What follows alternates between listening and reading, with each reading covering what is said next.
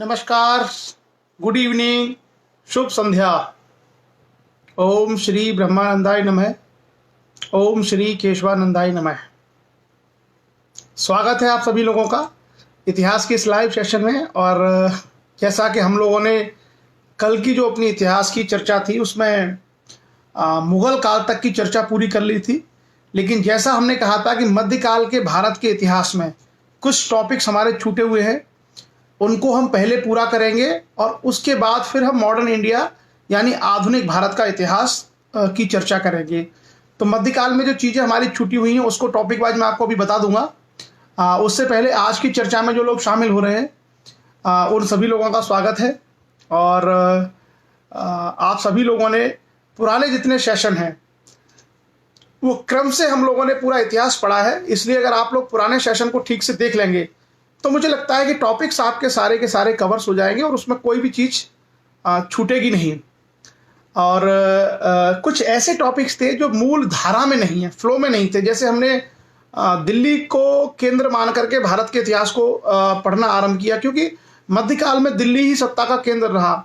चाहे तुर्की शासक हों जिनको दिल्ली सल्तनत कहते थे, कुतुबुद्दीन ऐबक से लेकर के आपका इल्तुतमिश, रजिया सुल्तान, अलाउद्दीन खिलजी बलबन, गयासुद्दीन तुगलक, मोहम्मद बिन तुगलक, फिरोज शाह तुगलक, या उसके बाद हमारे लोधी शासक और सैयद वंश के शासक रहे हों, बहलोल लोधी, सिकंदर लोधी, इब्राहिम लोधी, खिजर खां इत्यादि, या फिर मुगल रहे हों, मुगलों में बाबर हों, हुमायूं हों, अकबर हों, जहांगीर हों, शाहजहां हों, औरंगजेब हों, या उत्तरकालीन मुगल शासक बहादुर शाह प्रथम से लेकर के बहादुर शाह द्वितीय तक।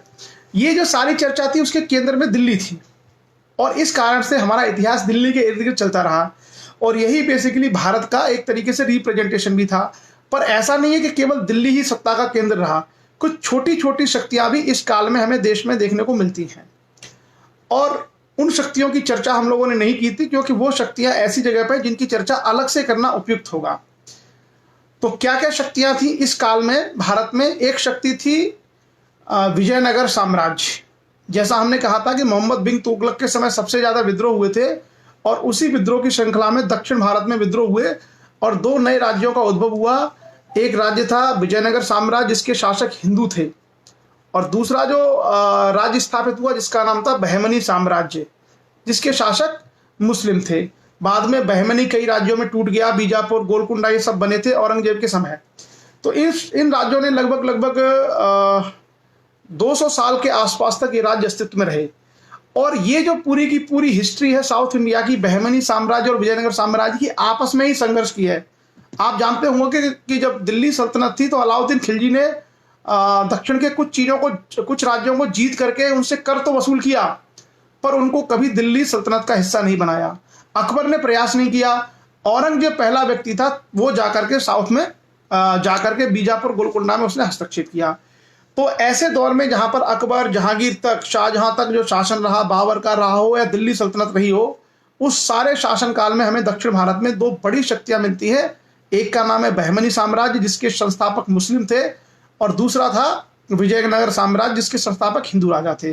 तो आज हम लोग विजयनगर साम्राज्य की चर्चा करेंगे और उसके अलावा जो मेडिवल इंडिया है, मध्यकालीन भारत का इतिहास है, उसमें कुछ और शक्तियां हैं भारत में जिसकी चर्चा भी हम लोग करेंगे। जैसे सिख गुरु जो थे, सिख गुरु और सिख राज्य की स्थापना, ये भी मध्यकाल में शुरू हुई थी गुरु नानक देव से। उसके बाद बहमनी की चर्चा हम लोग करेंगे। उसके अलावा मराठों की चर्चा हम करेंगे, क्योंकि मराठों का उद्भव मध्यकाल के उत्तर समय में शुरू हो गया था। उसके अलावा आसाम में एक राज्य था जिसको अहोम राज्य कहते हैं, इनकी हम चर्चा करेंगे। और इतना करने के बाद हमारा मध्यकाल का इतिहास लगभग पूरा हो जाएगा। उसके बाद फिर हम लोग आ जाएंगे लौट करके अपने आधुनिक भारत पर, जहां पर हम प्लासी के युद्ध के बाद आधुनिक भारत में खास करके अंग्रेजों की, फ्रांसीसियों की एंट्री के साथ मॉडर्न इंडिया पढ़ेंगे। और आधुनिक भारत बहुत इंटरेस्टिंग है, आपको सब मिलेंगे जो आप सुनते हैं, गांधी जी, नेहरू जी, पटेल, अंबेडकर, सब आपको मॉडर्न इंडिया में मिलेंगे। तो चर्चा आरंभ करने से पहले हम सभी का स्वागत कर लेते हैं। कौन कौन लोग आज हमारे बीच में जुड़े हैं? आज हमारे बीच में लोधी हरिओम राजपूत, बहुत सारे लोग हैं, मुझे लगता है नाम भी लोगों के निकल गए, पहले भी लोगों के नाम शायद निकल गए। ओमकार लोधी, सुशील लोधी, सोमेश लोधी राजपूत, राजेश कुमार राजपूत, धर्मेंद्र सिंह हिंदुस्तानी, सौमेंद्र लोधी राजपूत, मंजू दयाल, राजू प्रसाद, अरविंद लोधी, लोधी पीके प्रेमी, पुष्पराज लोधी, मैयर, सुनील राजपूत, नवीन राजपूत, सत्येंद्र लोधी, दीपक कुमार, रामेश्वर राजपूत, असलेंद्र लोधी राजपूत, भंवर सिंह नरवरिया जी, ओम शरण सिंह जी, केसरी जनागल, पश्चिमी रेलवे बीकानेर से हैं आप, संदीप कुमार जी, गुलाब लोधी, प्रवीण कुमार जी, पीयूष लोधी, दिगंबर दयाल लोधी जी, डॉक्टर नारायण पटेल, पूरन वर्मा, जयपाल राजपूत, डॉक्टर चंद्रशेखर शास्त्री, उसके अलावा Poonam Rajput, Om Prakash Rajput, engineer Praveen Rajput, doctor Somendra Kumar, Danny Verma Rajnandgaon से, मनोज राजपूत, मानवेंद्र सिंह राजपूत लोधी, लाला भैया सिंह, रोहित सिंह लोधी, अनीश राजपूत, राम लखन राजपूत, पुष्पराज सिंह जी, जयराम राजपूत जी, विनय कुमार लोधी अयोध्या, नरेंद्र सिंह राजपूत, समीर लोधी, हरेंद्र लोधी, अनार सिंह जी, उदय सिंह समाज सेवक, अनुराग सिंह, ऋषि राजपूत, छविराम सिंह कुशवाहा, रामचंद्र वर्मा जी, राम किशोर सिंह लोधी बरहा, अमित कुमार सिंह राजपूत, नरेंद्र लोधी राशन डीलर, लोधी हरिओम राजपूत, उसके अलावा लोधी प्रशांत वर्मा, अजीत कुमार, पवन राजपूत, माखन सिंह लोधी, धनीराम सिंह राजपूत, जर्नलिस्ट अमित कुमार राजपूत, राजेंद्र नरवरिया जी, उसके अलावा इंजीनियर कुलदीप राजपूत, यशपाल सिंह, के सिंह, आकाश सिंह राजपूत, नवीन राजपूत, यश राजपूत जी, विनय लोधी राजपूत मैनपुरी से, यतेंद्र प्रकाश, मुकेश सिंह लोधी, गौरव सिंह राजपूत, उसके अलावा राजेंद्र सिंह ठाकुर, गुड वर्क, यशपाल सिंह राजपूत, मुकेश सिंह लोधी, शिवशंकर राजपूत, राजीव कुमार जी, सुशील राजपूत, पद्मेश लोधी जी, कुंवर जी, प्रमोद लोधी, दिनेश राजपूत, अलीगढ़ छर्रा, Ashok Kumar ji, Yogesh Kumar ji, engineer Praveen Rajput Lodhi, LS Rajput, Veer Singh Lodhi, LK राज लोधी, हरिओम राजपूत, सत्यपाल सिंह, रामेश्वर राजपूत, लक्ष्मण सिंह लोधी, वंदना राजपूत, ज्ञानेंद्र कुमार, महेंद्रपाल राजपूत, महेश लोधी जी, चैनदास जंघेल जी, सत्यपाल सिंह जी, योगेश कुमार जी, धर्मेंद्र राजपूत, लाखन सिंह नरवरिया जी, शशि यादव, अमित कुमार राजपूत, नेत्रपाल सिंह जी, ओम प्रकाश राज, संजय लिल्हारे, गिरधारी लाल जी, सुनील सिंह जी, लाखन सिंह नरवरिया जी, उसके अलावा श्याम सिंह जी, पुष्पेंद्र कुमार लोधी राजपूत, राम लखन राजपूत, पूरन सिंह लोधी जी, अभिराज लोधी, राकेश कुमार राजपूत, यादराम राजपूत जी, विवेक सिंह लोधी जी, ब्रजेश कुमार, LS राजपूत, जयराम राजपूत, शिशुपाल राजपूत, ब्रजेश कुमार जी, महेश बाघी, शैलेंद्र लोधी, लाखन सिंह नरवरिया जी, सो यादराम राजपूत जी, डॉक्टर मोनू राजपूत, शिव मोहन सिंह लोधी जी, हरिचरण फौजी साहब गैर हाजिर रहे, कुछ काम रहा होगा आपका, कोई बात नहीं, अर्जुन सिंह राजपूत, इंजीनियर दीपेंद्र राजपूत, निर्मल राजपूत जी, राहुल लोधी जी। तो स्वागत है आप सभी लोगों का। और प्रद्युमन कुमार लोधी बहराइच से, हरि सिंह लोधी जय संविधान, राजेंद्र संत जी जय शुभ संध्या, जय संविधान, राम लखन राजपूत, शिव कुमार राजपूत जी, ब्रजेश कुमार, हेलो ब्रजेश, चैता राजपूत, धीरेन्द्र राजपूत जी, कुंवर जी, चलिए, देवेंद्र ठाकुर जी नगर निगम इंदौर से हैं हमारे बीच में, और हरीश चंद्र सिंह ठाकुर जी हैं, निर्देश राजपूत जी हैं। गुड इवनिंग सभी के लिए, पुनः एक बार नमस्कार, सभी का स्वागत है। और आज जो हम लोग चर्चा करने वाले हैं वो मध्यकाल में दक्षिण भारत के इतिहास में विजयनगर एक साम्राज्य था, उसकी चर्चा करेंगे। कल हम लोग बहमनी साम्राज्य की चर्चा करेंगे और उसके बाद हम लोग मराठा और सिख शक्तियों के बारे में भी चर्चा करेंगे। कविता पथरिया, रविंद्र सिंह राजपूत, विनोद राजपूत जी, नाहर सिंह राजपूत, उसके अलावा धीरेन्द्र जी, रमेश राजपूत जी, राज लोधी, गिरिजेंद्र जी, आप सब लोगों का स्वागत है। जैसा कि हम लोग जानते हैं कि जब हम लोगों ने दिल्ली के बारे में जब चर्चा की थी तो हमने मोहम्मद बिन तुगलक का जो शासनकाल था 1325 से लेकर 1351, मोहम्मद बिन तुगलक के शासनकाल में हमने ये देखा था कि दक्षिण में विद्रोह आरंभ हो गए थे, और विद्रोह आरंभ किया था उसी के एक भाई ने जिसका नाम था गुरसाफ्स, और गुरसाफ्स का पीछा करते करते मोहम्मद बिन तुगलक दक्षिण में गया, और वो उस समय काम्पिल एक राज्य था उसमें छुपा हुआ था, उसको हराया मोहम्मद बिन तुगलक ने। और मोहम्मद बिन तुगलक उसको हराने के बाद वहां से दो लोगों को पकड़ के लाया, दो हिंदू जो है लोग थे, जिसका नाम था हरिहर और बुक्का। हरिहर और बुक्का को पकड़ के लाया गया दिल्ली। उसके बाद आगे क्या हुआ कि हरिहर और बुक्का ने इस्लाम स्वीकार कर लिया, इस्लाम धर्म को स्वीकार कर लिया, लेकिन फिर दक्षिण में विद्रोह हो गया।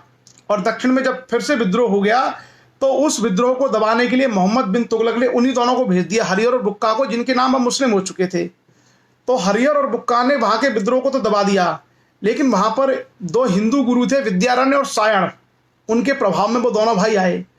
और सायण ने और विद्यारण्य ने उनको फिर से कहा कि तुम अपने हिंदू धर्म में लौट के आ जाओ, और वो फिर से हिंदू धर्म में वापस आ गए। क्योंकि वो दोनों शक्तिशाली थे तो वो लौट के दिल्ली नहीं आए, और एक तरीके से उन्होंने अपना राज्य कायम कर लिया, जिसको भारत के इतिहास में विजयनगर साम्राज्य के नाम से जाना जाता है। और विजय जो ये हरिहर और बुक्का जो दोनों भाई थे, उनके पिता का नाम था संगम। तो विजयनगर साम्राज्य के पहले वंश का नाम ही पड़ा संगम वंश। तो पहले हम संगम वंश की चर्चा करेंगे, उसके बाद वहां पर जो सालोब, तुलुब और अरमेडू वंश है उसकी हम लोग चर्चा करेंगे। आज की हमारी चर्चा केवल विजयनगर साम्राज्य की होगी। कल हम लोग बहमनी साम्राज्य की चर्चा करेंगे। और विजयनगर साम्राज्य और बहमनी साम्राज्य में बहुत तगड़ी दुश्मनी थी, वो आपस में ही लड़ते रहे, इतना लड़े कि लड़के ही उनकी शक्तियां नष्ट हो गई, और बाद में वो यूरोपीय शक्तियों का, खास करके फ्रांसीसी और अंग्रेजों का मुकाबला करने के लायक नहीं रहे। क्लियर?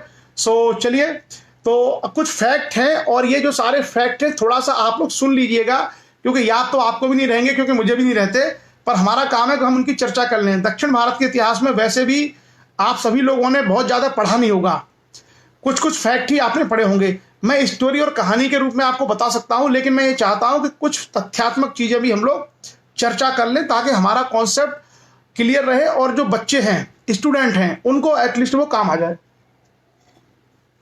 तो फैक्ट मैं आपको बताते जाऊंगा और आप समझते जाइएगा।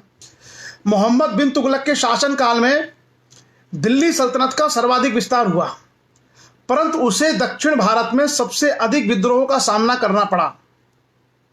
1325 ईस्वी में मोहम्मद बिन तुगलक के चचेरे भाई बहाउद्दीन गुरसाफ ने कर्नाटक में जाकर के विद्रोह कर दिया, और वो काम्पल्य राज्य में जाके उसने अपनी शरण ली। मोहम्मद बिन तुगलक ने काम्पल्य पे आक्रमण किया और वहां से उसको जीत लिया और विद्रोह को दबा दिया। उसके बाद वहां से वो दो लोगों को पकड़ के लाया, जो दो अधिकारी थे काम्पल्य के, एक का नाम था हरिहर और एक का नाम था बुक्का। ये हरिहर और बुक्का दोनों भाई भाई थे। उनको लाया गया, और लाने के बाद जैसा मैंने कहा कि दिल्ली में रखा गया, और फिर विद्रोह हो गया दक्षिण में। उसके बाद इन्हीं को भेजा गया, लेकिन इनको इस्लाम में कन्वर्ट किया जा चुका था। बाद में जाकर के ये लोग जब गए तो उन्होंने विद्रोह को दबा दिया, परंतु वो हिंदू दो धार्मिक गुरु थे, विद्यारण्य और सारण, उनके प्रभाव में आए, और इन्होंने फिर से हिंदू धर्म अपना लिया और एक हिंदू राज्य की स्थापना की, जिसको इतिहास में हम लोग विजयनगर साम्राज्य के रूप में जानते हैं, जो लगभग 200 साल तक अपने अस्तित्व में रहा। अब सवाल आता है कि विजयनगर साम्राज्य के इतिहास के बारे में जानकारी का स्रोत क्या है, कहां से हमें यह जानकारी मिलती है कि विजयनगर साम्राज्य भी था भारत में।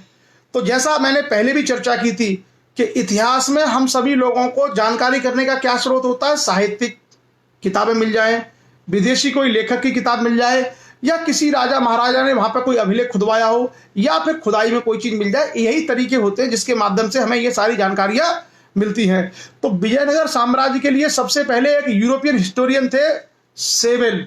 उन्होंने एक किताब लिखी है जिसका नाम था अनफॉरगॉटन अंपायर, एन अनफॉरगॉटन अंपायर, एक ऐसा साम्राज्य जिसको भुला दिया गया। इस किताब में हमें बहुत सारी जानकारी मिलती है। उसके अलावा विजयनगर साम्राज्य का जो सबसे प्रसिद्ध राजा था उसका नाम था कृष्णदेव राय, उसकी भी हम लोग चर्चा करेंगे। और विजयनगर साम्राज्य में राजा की उपाधि राय थी, राजा को राय कहा जाता था। तो वहां का जो सबसे प्रसिद्ध राजा था कृष्णदेव राय, उसने एक किताब लिखी थी अमुक्त माल्याद। आप लोग नाम याद रखें तो रख लीजिए, नहीं रखें तो भी कोई बात नहीं है, हमारा काम केवल चर्चा करना है। तो कृष्णदेव राय ने एक किताब लिखी थी तेलुगु भाषा में, उसका नाम था अमुक्त माल्याद। ये किताब विजयनगर प्रशासन के बारे में बहुत सारी जानकारी देती है, और जो अमुक्त माल्याद है ये आज भी उपलब्ध है। इस पुस्तक को आप चाहें तो इस पुस्तक को आप आज भी पढ़ सकते हैं।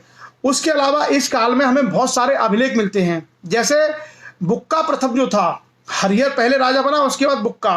तो बुक्का प्रथम के समय में एक अभिलेख प्राप्त हुआ है और ये अभिलेख है मालागौड़ नाम की किसी महिला के सती होने का उल्लेख मिलता है विजयनगर साम्राज्य में। उसके अलावा इसी साम्राज्य का एक राजा था देवराय द्वितीय। उस देवराय द्वितीय के शासनकाल में भी एक अभिलेख मिला है जिसमें दहेज इत्यादि के संबंध में जानकारी दी गई है। उसके अलावा विजयनगर साम्राज्य में अब्दुल रज्जाक, बारबोसा, पायस, जो मैं नाम बोल रहा हूं आप केवल सुनते रहिएगा, ये विदेशी यात्री है। निकिटिन, ये सारे विदेशी यात्री भारत में आए अलग अलग काल में। निकोलो कांटी, इन लोगों ने अलग अलग काल में भारत की यात्राएं की और ये लोग विजयनगर साम्राज्य भी पहुंचे। और विजयनगर साम्राज्य में पहुंच करके इन लोगों ने विजयनगर साम्राज्य के वैभव, उसके प्रशासन, उसके भूगोल, उसकी राज्य व्यवस्था के बारे में लिखा। जैसे मैं आपको बताऊं, अब्दुल रज्जाक जो था, अब्दुल रज्जाक ने कहा है कि विजयनगर जैसा नगर इस पृथ्वी पर कहीं नहीं है। तो अब्दुल रज्जाक जो विदेशी यात्री था, बेसिकली फारस का रहने वाला था, वो जब भारत आया था तो वो विजयनगर राज्य में भी घूमने गया था।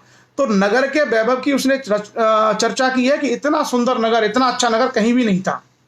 विजयनगर के हम अगर एरिया की बात करें तो आज के डेट में हम्पी नामक जो स्थान है तुंगभद्रा नदी के दक्षिण में, उस एरिया को हम लोग बोलते थे पहले विजयनगर साम्राज्य। हम्पी में आज भी उसके अवशेष हैं और हम्पी में विजयनगर कालीन बहुत सारे मंदिर स्थापत्य आज भी उपलब्ध है अगर आप घूमने जाते हैं तो।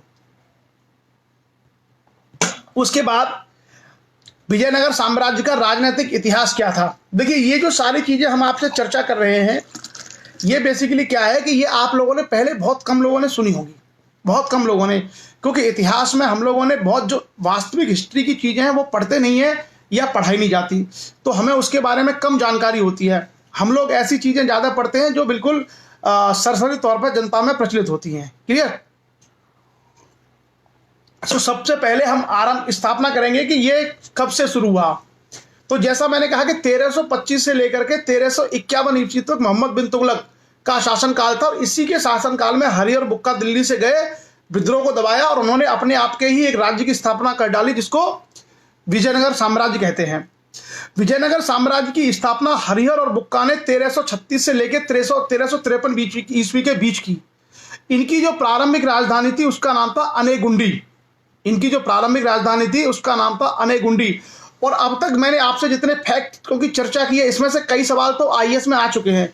जैसे अब्दुल रज्जाक को लेकर आईएएस में सवाल आया था, हरिहर और बुक्का कौन थे इसको लेकर सवाल आ गया, संगम वंश को लेकर सवाल आ गया, विजयनगर साम्राज्य की स्थापना के समय दिल्ली का जो सुल्तान था वो कौन था, ये भी क्वेश्चन आईएएस और पीसीएस में आ चुके हैं। क्लियर?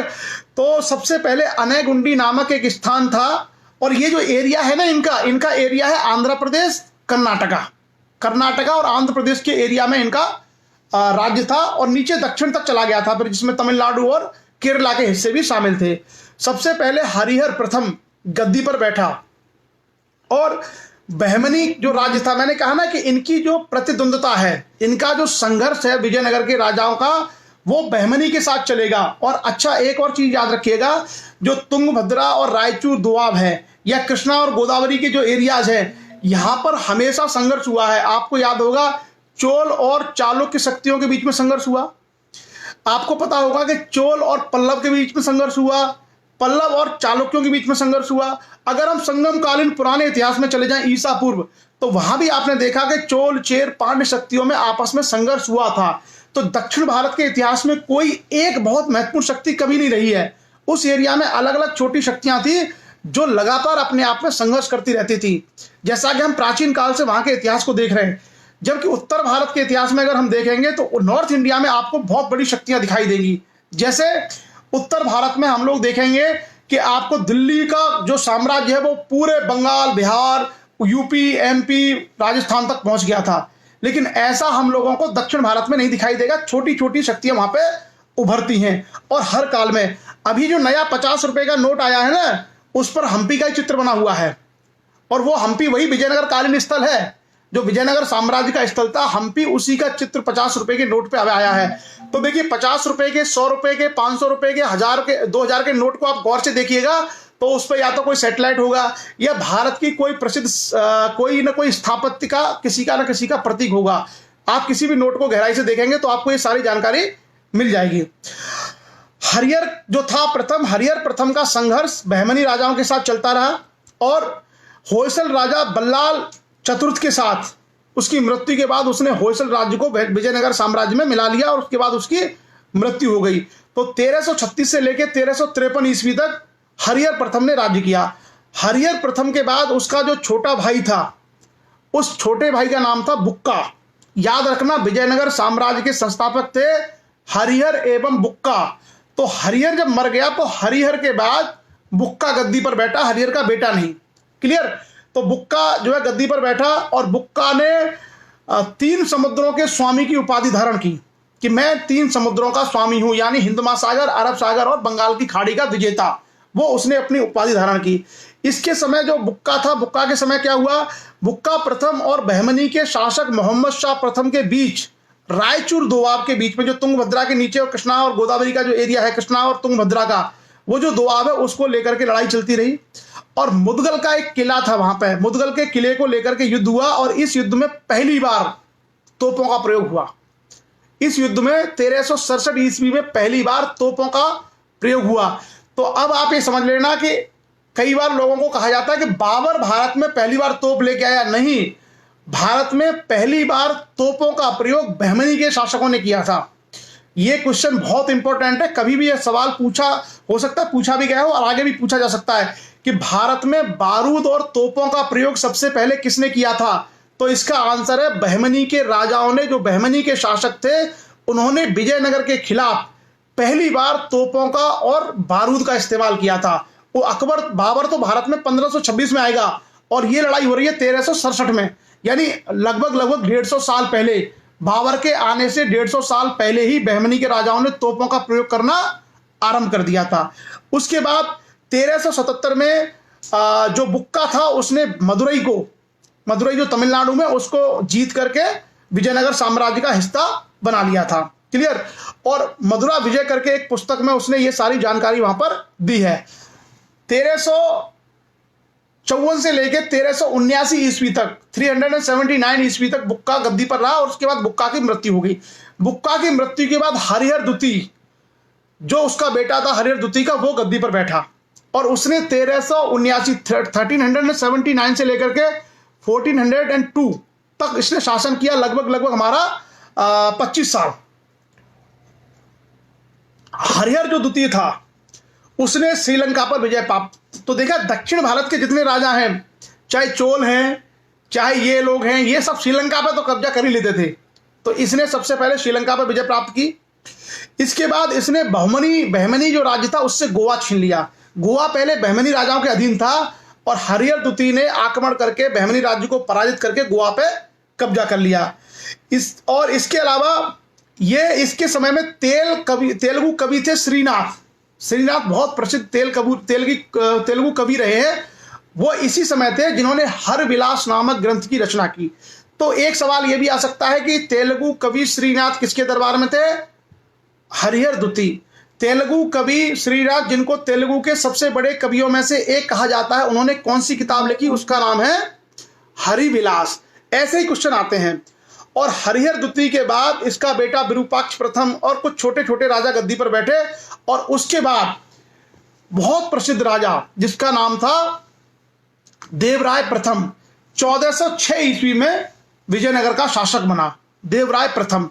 और देवराय प्रथम ने 1406 ईस्वी से लेकर के 1422 ईस्वी तक लगभग 16 साल शासन किया।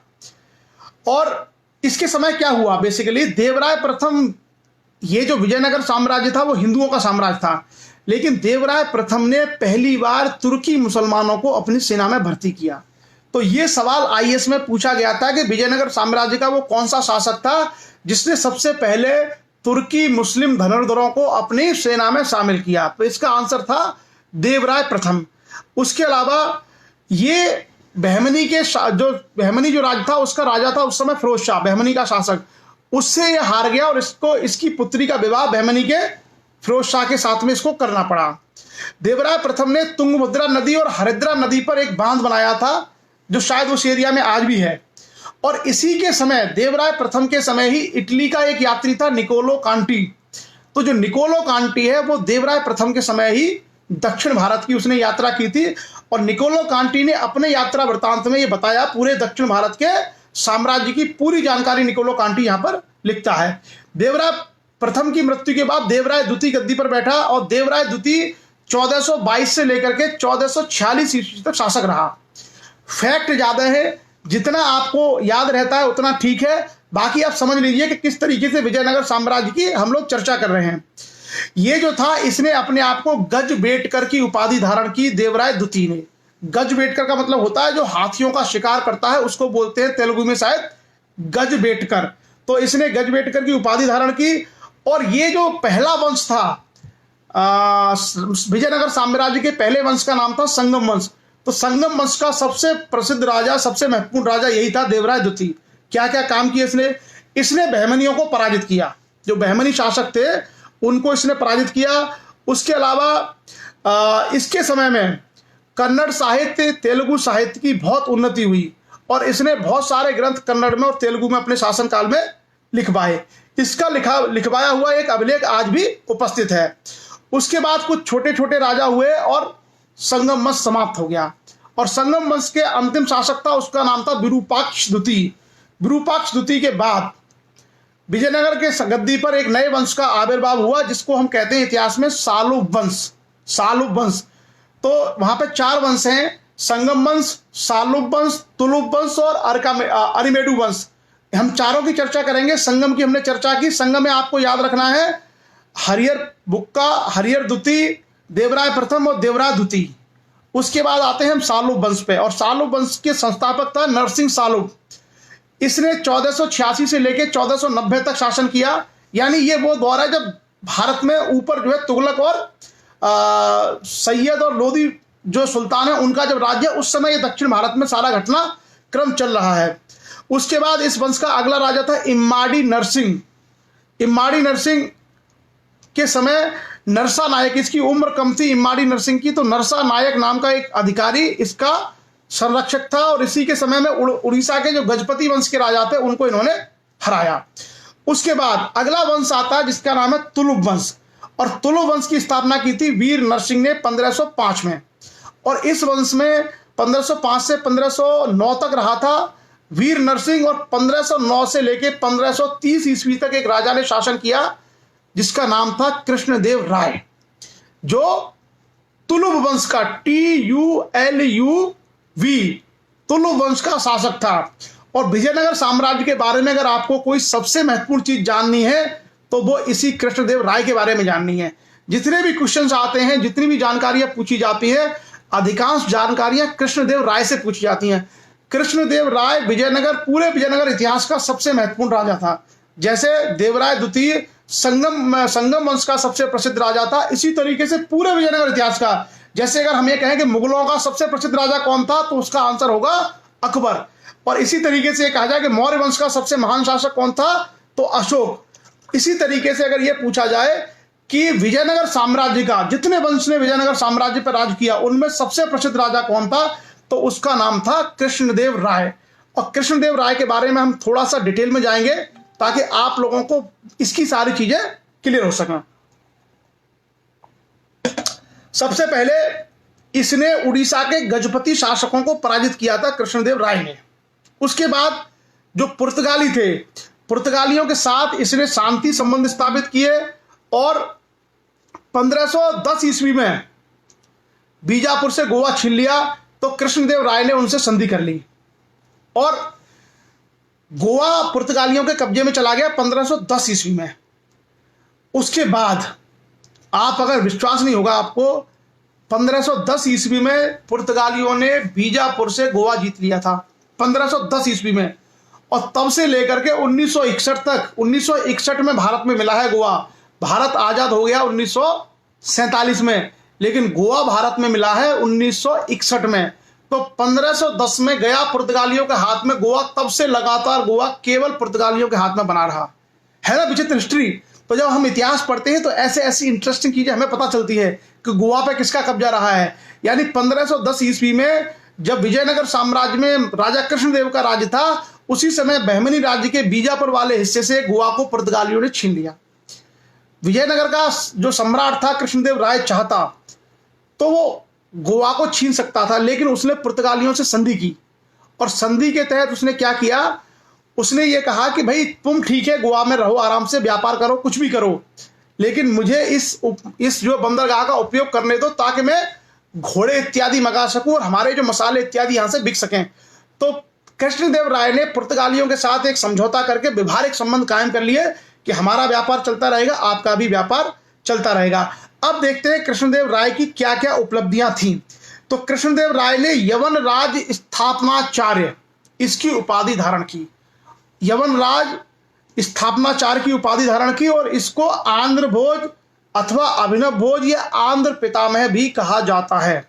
इसको आंध्र भोज, अभिनव भोज अथवा आंध्र पितामह के नाम से भी जाना जाता है। और एक चीज मैं आपको बता दूं कि भारत में सबसे पहले पुर्तगाली आए थे। आपको याद होगा Vasco da Gama came to India in 1498 and they left India in 1961। तो भारत में सबसे पहले पुर्तगाली आए थे और उसके बाद सबसे बाद में पुर्तगाली गए हैं। हम लोगों को यह पता रहेगा कि भारत अंग्रेजों का गुलाम रहा है, तो सभी लोगों को शायद यही जानकारी होगी कि भारत अंग्रेजों का गुलाम रहा है, तो भारत में सबसे लंबे समय तक अंग्रेज रहे। नहीं, सही जानकारी है भारत में 1500 के आसपास 1498 में सबसे पहले पुर्तगाली आए और सबसे बाद में 1961 में पुर्तगाली गए। अंग्रेज भारत में आए थे 1600 के बाद, और उसके बाद अंग्रेज 1947 में चले गए। भारत में आने वाली सबसे पहली शक्ति थी पुर्तगाली, और भारत से सबसे बाद में ही पुर्तगाली गए। तो भारत में सबसे लंबे समय तक कौन सी यूरोपीय शक्ति रही? पुर्तगाली। हो सकता है यह सवाल भी कभी पूछा जाए, ये हमें जानकारी रहनी चाहिए, क्योंकि हमारा इतिहास अंग्रेजों का भरा पड़ा है, इसलिए हो सकता है हम लोग अंग्रेजों के बारे में ही मान लें कि भाई अंग्रेज ही सबसे लंबे समय तक भारत में रहे। क्लियर? कृष्णदेव राय की विजय के अलावा कृष्णदेव राय बहुत पढ़ा लिखा व्यक्ति था, बहुत ज्ञानी व्यक्ति था। तो उस कृष्णदेव राय ने कई सारी रचनाएं लिखी थी, आज भी उपलब्ध हैं। जैसे तेलुगु भाषा में राजनीति शास्त्र पर उसने एक पुस्तक लिखी थी जिसका नाम है अमुक्त माल्याद। उसमें पूरा का पूरा वर्णन है पॉलिटिकल सिस्टम का। उसके अलावा उषा परिणय, संस्कृत में उसने एक रचना की थी, उषा परिणय। इसने संस्कृत में एक और किताब लिखी थी जिसका नाम था जामवती कल्याणम। तो कृष्णदेव राय तेलुगु का भी विद्वान था, संस्कृत का भी विद्वान था, और कन्नड़ और मलयालम और इत्यादि कवियों को संरक्षण देता था। तो इस काल में विजयनगर में कला, साहित्य, संस्कृति फल फूल रही थी। आज भी आप हम्पी को देखेंगे तो आपको आश्चर्य होगा, हम्पी के जो स्मारक हैं इतने सुंदर बने हुए हैं, वो सब विजयनगर राजाओं ने बनवाए थे।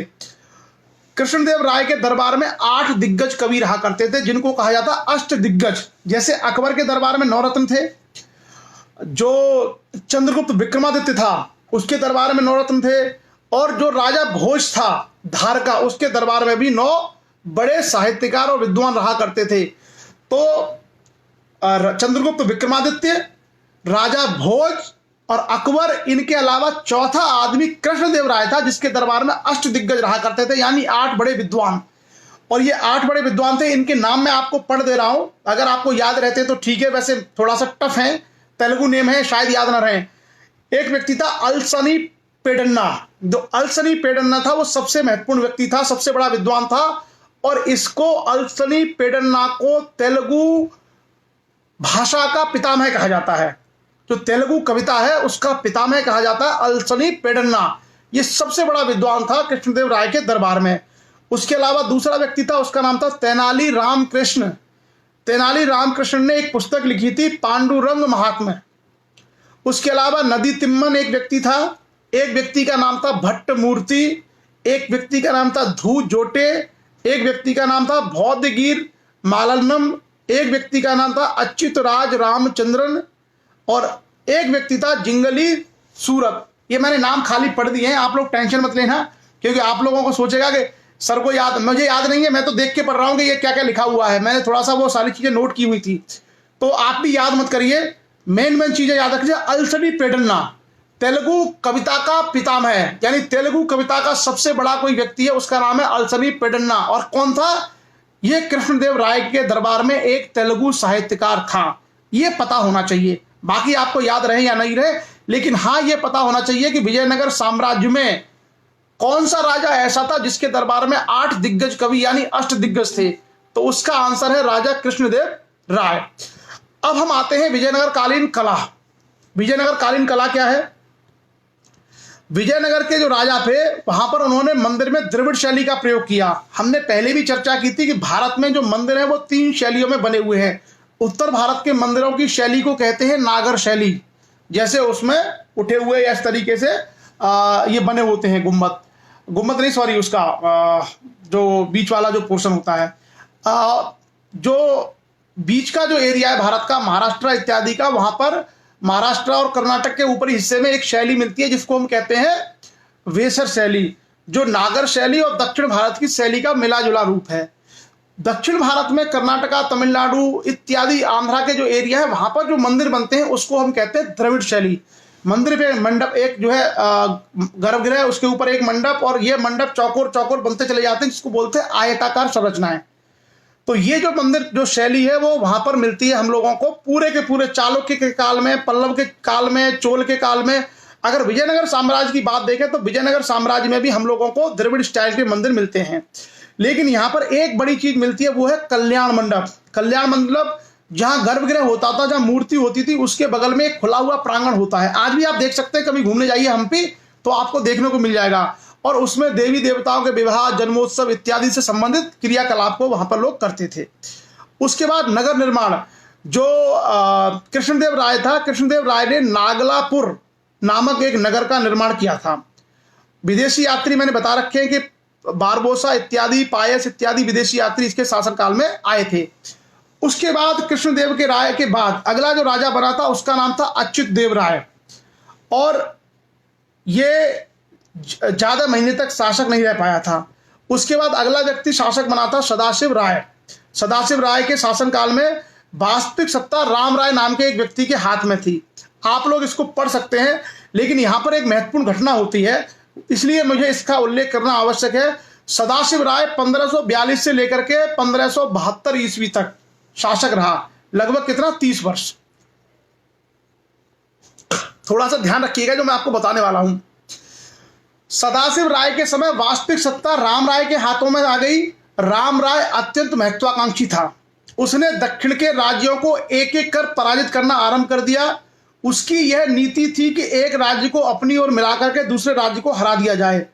धीरे धीरे उसने विजयनगर राज्य को सर्वोच्च राज्य बना दिया, परंतु उसकी यह नीति लोहे से लोहा काटना और हीरे से हीरा काटने वाली अंत में उसके लिए ही दुखदायी हुई। और बाकी जो राज्य थे, खास करके जो बहमनी के राज्य थे, इसने बहमनी के राज्यों को हराया था। और बहमनी में मुस्लिम शासक राज करते थे, जिसमें बीजापुर था, बरार था। इन राज्यों ने आपस में एक संघ बनाया। जो वहां के मुस्लिम जो छोटे छोटे राज्य थे, बीदर है, बरार है, बीजापुर है, इन्होंने एक संघ बनाया और इन लोगों ने संघ बना करके विजयनगर के राजा के ऊपर हमला कर दिया। ये दक्षिण भारत की सबसे बड़ी लड़ाई है इस काल की। यह लड़ाई हुई थी सन 1565 में, और इसको कहा जाता है रक्षसी तंगड़ी का युद्ध, अथवा बन्नी हट्टी का युद्ध, अथवा तालीकोटा का युद्ध। जो मैं 3 शब्द आपको बोल रहा हूं, ये तीनों शब्द याद रखिएगा, ये बहुत महत्वपूर्ण है। 1565 में जो मुस्लिम जो राजा थे, उन्होंने मिलकर के विजयनगर के हिंदू राजा के ऊपर हमला किया और उसको हरा दिया। इसको इतिहास में कहा गया है 1565 का राक्षसी तंगड़ी का युद्ध, या बन्नी हट्टी का युद्ध, या तालीकोटा का युद्ध। और यह युद्ध इतना निर्णायक हुआ कि इस युद्ध में विजयनगर को पूरी तरीके से एक तरीके से तहस नहस कर दिया, उसकी इकोनॉमी को, उसकी सेना को पूरी तरीके से डिस्ट्रॉय कर दिया। और इसके बाद विजयनगर साम्राज्य को उठ खड़ा होना मुश्किल रहा। वजह क्या थी? क्योंकि विजयनगर साम्राज्य भी अपना विस्तार कर रहा था और बाकी जो राज्य थे, बहमनी के राज्य, वो भी अपने आप की सुरक्षा चाहते थे। उसके बाद तुलुप वंश की समाप्ति हो गई और एक नया वंश जो है तिरुमल नाम के व्यक्ति ने स्थापित किया, और वो अपनी राजधानी विजयनगर से यानी हम्पी से दूर ले गया और नई राजधानी बनाई पेनुकोंडा। नई राजधानी का नाम बना पेनुकोंडा, और उसने 1572 ईस्वी से लेकर 1585 ईस्वी तक शासन किया। और उसके बाद इस वंश में कई राजा मिलते हैं हमको, रंग द्वितीय, वेंकट द्वितीय, रंग तृतीय, इस तरह के राजा मिलते हैं, और बाद में यह वंश भी समाप्त हो गया। और इस तरीके से विजयनगर का राजनीतिक इतिहास पूरा हो जाता है। अब हम आगे चर्चा करेंगे कि विजयनगर काल जो था भारत के इतिहास में, उस विजयनगर काल की क्या उपलब्धियां हैं, खास करके विजयनगर साम्राज्य हमको क्यों पढ़ना चाहिए, क्या क्या ऐसी वजह थी जिनके माध्यम से क्वेश्चंस भी आते हैं। और जैसा मैंने कहा ना कि उत्तर भारत में, जब उत्तर भारत में ये शक्तियां विद्यमान हैं, दिल्ली सल्तनत यानी खिलजी, तुगलक, सैयद, लोधी, उसी समय दक्षिण भारत में ये हो रहा है। और ये कब तक होगा? जब तक कि भारत में मुगल अपनी सत्ता स्थापित नहीं कर लेंगे तब तक ये चलता रहेगा। यानी लगभग लगभग अकबर के शासनकाल में भी ये चलता रहेगा विजयनगर साम्राज्य। अकबर ने भी वहां पे हमला करके उसको जीता नहीं।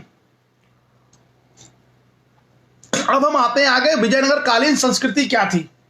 तो स्थापत्य में मंदिर शैली का मैंने आपको बता दिया कि किस तरीके से, और जो साहित्यों की रचना की गई जैसे अमुक्तमाल्या, जामवंती कल्याणम, हरिविलास, जो मैंने चर्चा आपसे की है वो इस काल की संस्कृति में हम लोगों को दिखाई देता है। अगर हम विजयनगर कालीन प्रशासन की बात करें तो प्रशासन का सबसे ऊपर का व्यक्ति कौन था? राजा। और राजा को विजयनगर में कहा जाता था राय, RAY या RAI, राय। तो राजा की जगह क्या शब्द प्रयोग हुआ है विजयनगर साम्राज्य में? राजा के लिए राय शब्द का प्रयोग हुआ है। और राजा ही सभी मामलों का एक तरीके से सर्वे सर्वा था। उसके बाद राजा को सहायता देने के लिए एक सचिवालय होता था जिसके अंतर्गत अधिकारीगण आते थे। उसके बाद जो विजयनगर साम्राज्य था इसको छोटे छोटे प्रांतों में विभाजित किया गया था और प्रांतों का अपना अलग एक प्रशासन था। उसके अलावा जो स्थानीय प्रशासन का विभाजन था उसके लिए कुछ शब्दों का प्रयोग है, राज्य या मंडलम। प्रांत के लिए मंडलम शब्द का प्रयोग यहां होता था। प्रांत के नीचे एक छोटी इकाई थी कमिश्नरी लेवल की जिसको कहा जाता था बलनाडु। और बलनाडु के नीचे यानी कमिश्नरी के नीचे छोटी इकाई थी जिला, जिले को कहा जाता था नाडु। और नाडु के नीचे भी तहसील स्तर की इकाई हो जाती थी जिसको कहते थे मेला ग्राम। और मेला ग्राम के नीचे तहसील होती थी जिसको स्थल बोलते थे और लास्ट में ग्राम। विजयनगर साम्राज्य में ग्राम के लिए उद शब्द का प्रयोग हुआ है, उद, जो मैंने आपको बताए हैं। आप लोग यदि चाहें तो पुराने कभी समय निकाल के वीडियोस देखेंगे तो आपको क्लियर हो जाएंगे, क्योंकि ये जो सारी की सारी चीजें हैं वो थोड़ी सी तेलुगु भाषा के शब्द हैं इसलिए थोड़े कठिन हैं। उसके बाद विजयनगर साम्राज्य में हम लोगों को एक खास विशेषता मिलती है। अच्छा, विजयनगर साम्राज्य की प्रशंसा बाबर ने बहुत की थी। बाबर कहता था कि भाई बहुत मजबूत उनका राज्य है। खास करके जब बाबर ने भारत पर हमला किया था उस समय कृष्णदेव राय ही विजयनगर का राजा था, कृष्णदेव राय। तो बाबर वगैरह किसी की हिम्मत नहीं हुई थी कि वहां तक जाकर के इस पर हमला किया जाए। तो उस समय तक विजयनगर बहुत मजबूत राज्य था। विजयनगर के प्रशासन में हमें एक व्यवस्था दिखाई दी थी जिसका नाम है नायंकर व्यवस्था। आप लोगों को याद होगा कि हम लोगों ने जब दिल्ली सल्तनत पढ़ी थी तो दिल्ली सल्तनत में इल्तुतमिश के काल में हम लोगों ने एक व्यवस्था पढ़ी थी जिसका नाम था इक्तादारी व्यवस्था, कि पर्टिकुलर एरिया किसी व्यक्ति को दे दो राजस्व वसूल करने के लिए अधिकारी को। उसके बाद हमने अकबर के शासनकाल में पढ़ी थी जमींदारी और मनसबदारी। जमींदारी और मनसबदारी की हमने चर्चा की थी अकबर के शासनकाल में। इसी तरीके से जो विजयनगर साम्राज्य था उस विजयनगर साम्राज्य में एक व्यवस्था थी जिसका नाम था नायांकर व्यवस्था। और आप सभी लोग इस नायांकर व्यवस्था को समझ लीजिए, बहुत महत्वपूर्ण है। विजयनगर का जो प्रशासन था उसकी सबसे महत्वपूर्ण विशेषता थी नायांकर व्यवस्था। और इसका जो चलाने वाला व्यक्ति था उसको बोलते थे नायक। आपने देखा होगा आज भी आपको महाराष्ट्र में, कर्नाटका में बहुत सारे लोगों के सरनेम नायक मिल जाएंगे। आज जैसे आप देखेंगे, जैसे उत्तर प्रदेश के पहले राज्यपाल थे उनका नाम था राम नायक। तो ऐसे आपको बहुत सारे लोगों के टाइटल मिल जाएंगे नायक। तो नायक भी क्या है? एक उपाधि है। नायक कोई जाति नहीं थी, नायक एक उपाधि थी। जैसे राय, चौधरी, खुद, मुकद्दम, ऐसे ही जो नायंकर व्यवस्था थी, नायंकर व्यवस्था को जो व्यक्ति चलाता था उसका नाम होता था नायक। तो ये नायक थे, इनका काम था, इनको वेतन नहीं मिलता था बल्कि वेतन के बदले भूमि दी जाती थी। और इस भूमि से ये राजस्व वसूल करते थे, कुछ अपने पास रखते थे, कुछ राजकोष में जमा करते थे। और ये जो है भूमि में सुधार करना, ये तमाम काम ये नायक व्यवस्था, नायंकर कर सकते थे। तो राजा ने एक तरीके से क्या है, रेवेन्यू का जो काम है वो इनके ऊपर डाल रखा था। किन लोगों के ऊपर? नायंकर। और आप हमेशा याद रखिएगा कि अगर कोई राजा नायक या इस तरह के किसी अधिकारी को नियुक्त कर दे कि जमीन तुम्हारी, तुम ही राजस्व वसूल करके हमको दो, तो हो सकता है वो उसमें गड़बड़ कर दे। और यही कारण रहा कि इन लोगों ने गड़बड़ करना शुरू किया। देवराज द्वितीय ने इनको दंडित भी किया नायकों को, लेकिन नायकों को पूरी तरीके से अंकुश नहीं लगा पाया। इस कारण से यही जो नायंकर व्यवस्था है इसने विजयनगर साम्राज्य के कोष को बर्बाद कर दिया, रेवेन्यू को। इस कारण भी विजयनगर साम्राज्य का पतन हुआ, उसमें यह व्यवस्था भी जिम्मेदार थी। उसके अलावा विजयनगर साम्राज्य में हमें एक और व्यवस्था दिखाई देने को मिलती है जिसको बोलते हैं आयंगर व्यवस्था। आयंगर आयंगर भी आपने खूब नाम सुने होंगे, अल्लादी कृष्ण आयंगर, ऐसे नाम आपने संविधान वगैरह में भी सुने होंगे। तो वहां एक व्यवस्था थी, उसका नाम था आयंगार। आयंगर क्या था? ये आयंगर व्यवस्था जो थी वो मूलतः गांव के प्रशासन से संबंधित थी।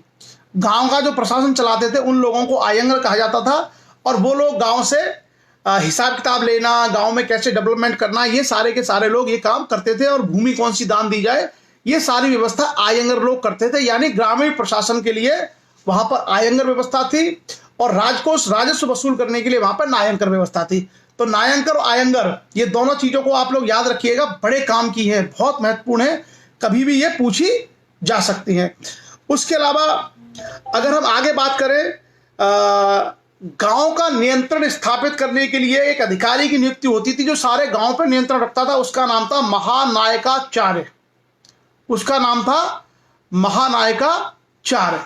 उसके बाद भू राजस्व व्यवस्था की अगर बात करें तो लगभग 16% से लेकर के 32% तक राजस्व वसूल किया जाता था विजयनगर साम्राज्य में। और भूमि को अलग अलग हिस्सों में बांटा गया था, सिंचाई वाली भूमि, गैर सिंचाई की भूमि, वर्षा भूमि, इस तरीके से भूमि की कैटेगरी थी कि किस भूमि से कितना राजस्व वसूल किया जाएगा।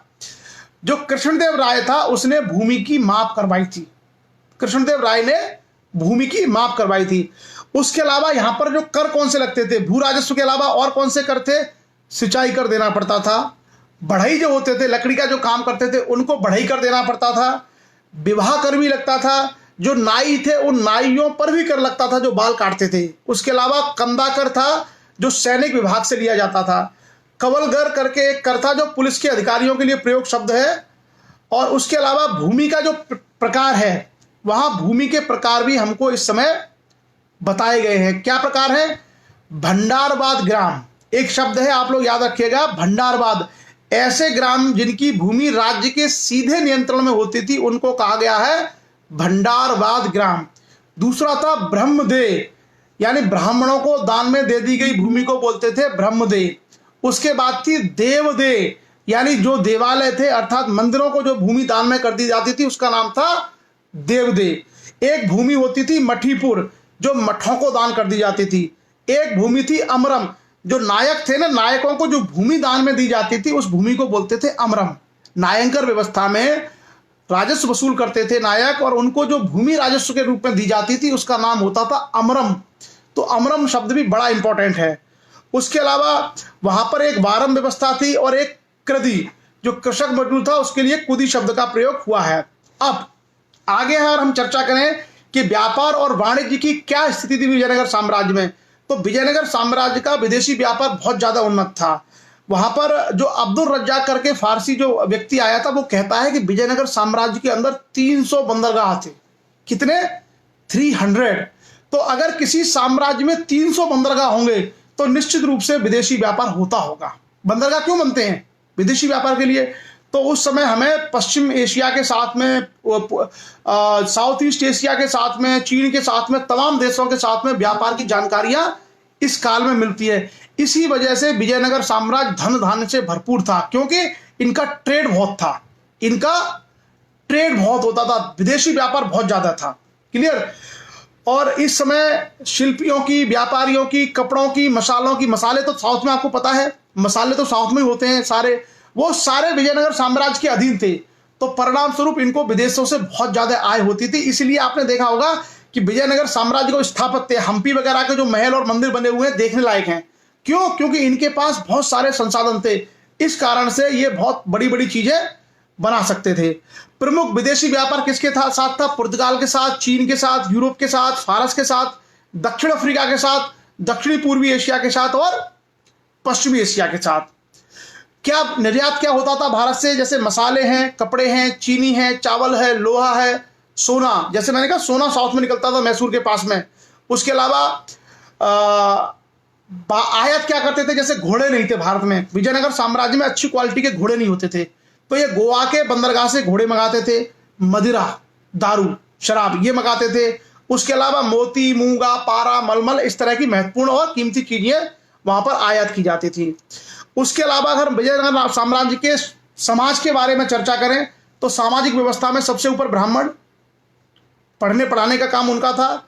उसके नीचे चेट्टी या सेठी लोग थे। जैसे उत्तर भारत में जो समाज था उसमें ब्राह्मण, क्षत्रिय, वैश्य और शूद्र थे। विजयनगर साम्राज्य में इस तरह की व्यवस्था नहीं थी। विजयनगर साम्राज्य में क्या था, सबसे ऊपर ब्राह्मण, उसके बाद चेट्टी या सेट्ठी जो व्यापारी होते थे वो थे, और उसके नीचे थे वीर पंचाल। वीर पंचाल समाज का वो हिस्सा था जो खेतीबाड़ी करता था या छोटे छोटे दस्तकारी और लघु उद्योग में लगा हुआ था। उसके बाद था एक बड़वा वर्ग। बड़वा वर्ग में बाकी जो लोग थे जो उत्तर भारत से आकर के वहां पर बस गए थे।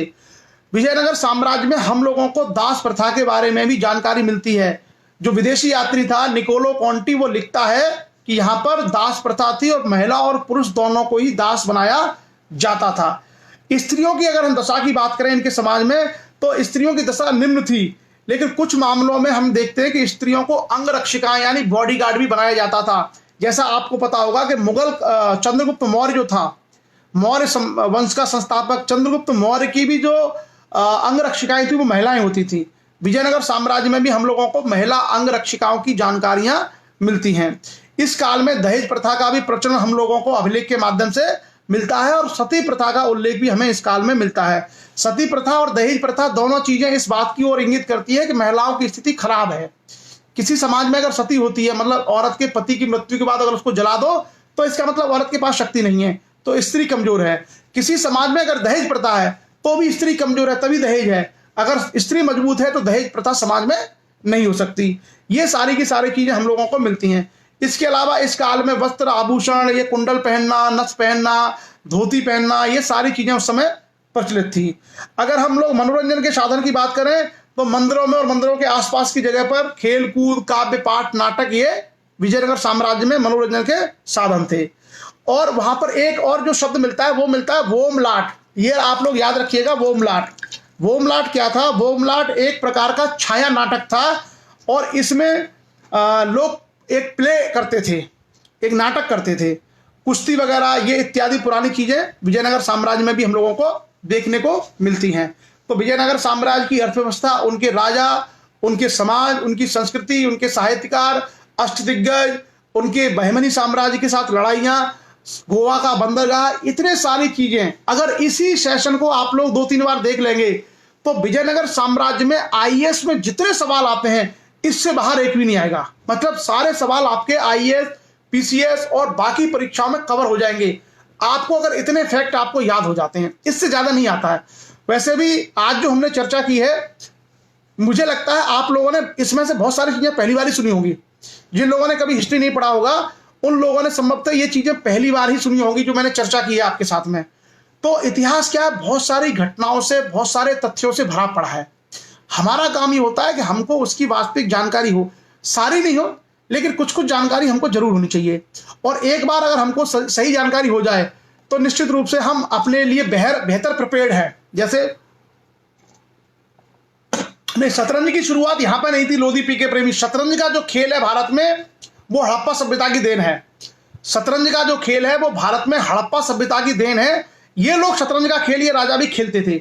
उससे पहले आपने महाभारत में पासे देखे होंगे, तमाम राजा शतरंज खेलते थे, लेकिन शतरंज की जो शुरुआत है भारत में वो हड़प्पा सभ्यता से मानी जाती है।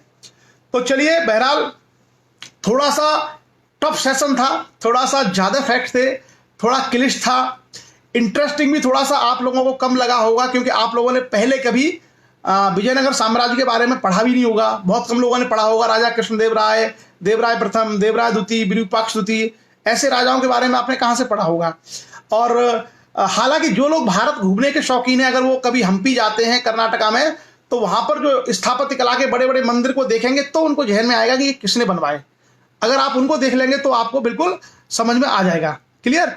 सो मैंने कोशिश की है कि आपको वो सारी चीजें स्पष्ट की जाए ताकि आप भारत के इतिहास के बारे में चीजों को बेसिकली जान सकें।